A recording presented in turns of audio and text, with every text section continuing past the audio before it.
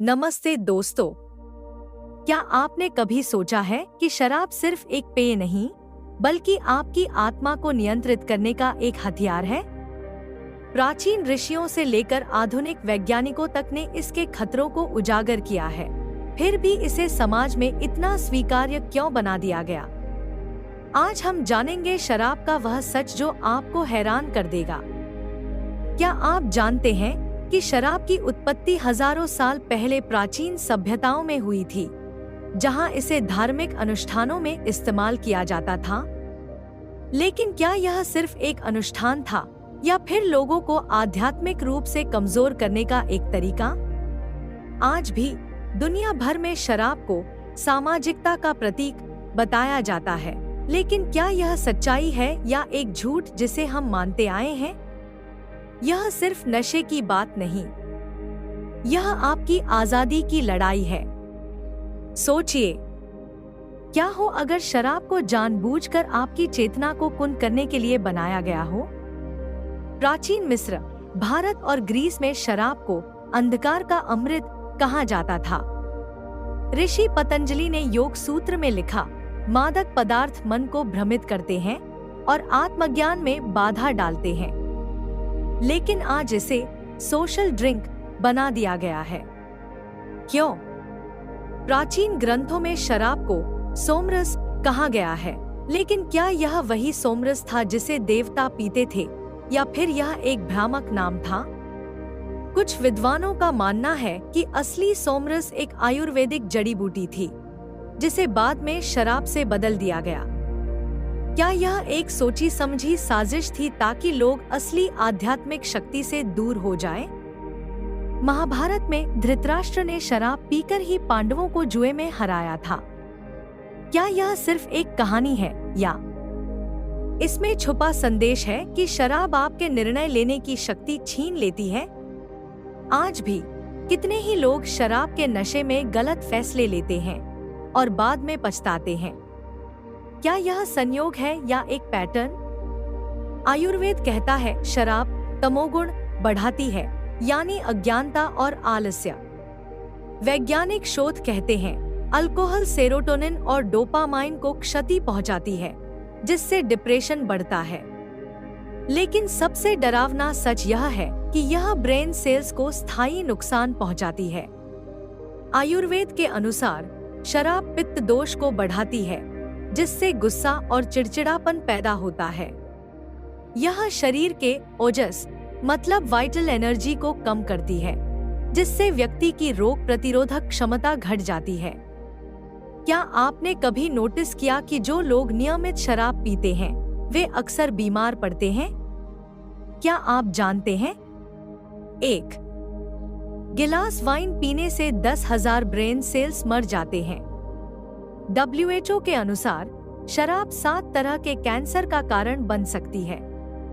यह लिवर को नुकसान पहुंचाने के साथ साथ ऊर्जा चक्रों को असंतुलित करती है।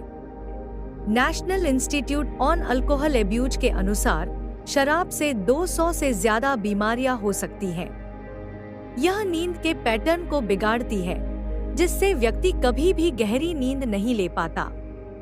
अब देखते हैं क्या इसका असर आध्यात्मिक ऊर्जा पर भी होता है। योग और तंत्र शास्त्र कहते हैं शराब आपके आभा मंडल ऑरा को कमजोर करती है। जब आप नशे में होते हैं, आपकी सुरक्षात्मक ऊर्जा दीवार टूट जाती है और नकारात्मक शक्तियां आप पर हावी हो सकती हैं। क्या आपने कभी गौर किया कि नशे में लोग क्यों अचानक गुस्सैल या डरावने हो जाते हैं? प्राचीन ग्रंथों में लिखा है कि शराब पीने से व्यक्ति के चारों ओर एक काला आवरण छा जाता है, जो उसे दिव्य ऊर्जा से काट देता है। क्या आपने कभी महसूस किया है कि शराब पीने के बाद आपको अजीब सी बेचैनी या डर लगता है? यह इसलिए होता है क्योंकि आपकी ऊर्जा सुरक्षा कमजोर हो जाती है। इसका एक उदाहरण देखते हैं। तिब्बती बौद्ध भिक्षु मानते हैं कि शराब पीने से लामा मतलब आध्यात्मिक रक्षक दूर चले जाते हैं। क्या यही वजह है कि साधु संत शराब से दूर रहते हैं? क्या आप जानते हैं कि कुंडलिनी जागरण के लिए शराब का त्याग अनिवार्य है? यह सिर्फ एक नियम नहीं, बल्कि एक वैज्ञानिक तथ्य है। क्या आपने कभी नोटिस किया कि जो लोग शराब बेचते हैं वे खुद नहीं पीते? इतिहास उठाकर देखिए, ब्रिटिश राज में भारतीयों को शराब पिलाकर गुलाम बनाया गया। आज भी बड़ी कंपनियां इसे कूल और स्टाइलिश बताकर बेचती हैं, जबकि योग और आयुर्वेदिक दवाओं पर पाबंदियां लगाई जाती हैं। क्या आप जानते हैं कि दुनिया की सबसे बड़ी अल्कोहल कंपनियां कुछ ही परिवारों के हाथ में हैं? ये वही परिवार हैं जो दवा, मीडिया और बैंकिंग सेक्टर पर भी कंट्रोल रखते हैं। क्या यह संयोग है कि ये लोग हमें बीमार करके दवा बेचते हैं और फिर शराब के जरिए हमें मानसिक रूप से कमजोर बनाते हैं? अब एक ही सवाल है, क्या यह सिर्फ एक बिजनेस है या फिर मानवता की चेतना को दबाने की साजिश?